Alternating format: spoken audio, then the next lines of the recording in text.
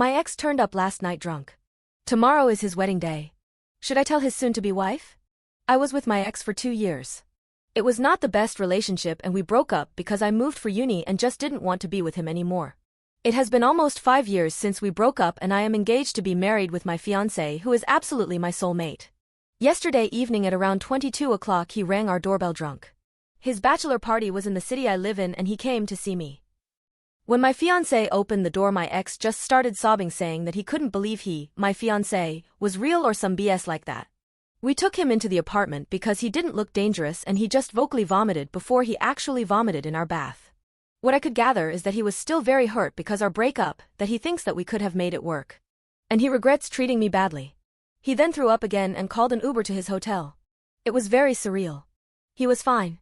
We fed him waffles and Sif to sober up and told him to write us when he was in his hotel to make sure he didn't die or something. I was left with a weird feeling. Almost dirty.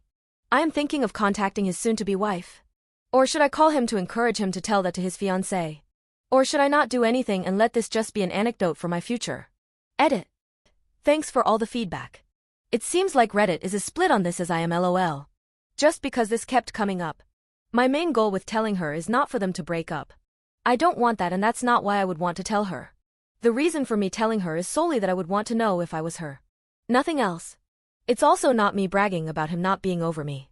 That's not something I care about and wonder how some of you twisted it into that. Also a tiny update. I decided that contacting the bride was the wrong move because we are not friends. However, I sent his sister, an old friend of mine, a message basically saying to talk to her brother because he appeared at my door drunk and distressed and to make sure he was okay. She thanked me for the massage and apologized profusely because my ex has been apparently acting a fool for a few weeks now leading up to his wedding. She asked me if I was okay and if her brother had gone back to the hotel room because they couldn't find him. I told her he had Ubered home and had written us that he had arrived in his room at around 11:30 p.m. She thanked me again and I haven't heard from her since. Another update. His sister called me again to ask me if he had come by or said anything about his whereabouts. Apparently he didn't show for the wedding and no one knows where he is. So me telling the fiancé is now obsolete. I'm updating because I still get a lot of questions. Long story short, he bailed. He decided he did not want to commit to his fiancée bailed and days later called to break off the engagement. Bit more details.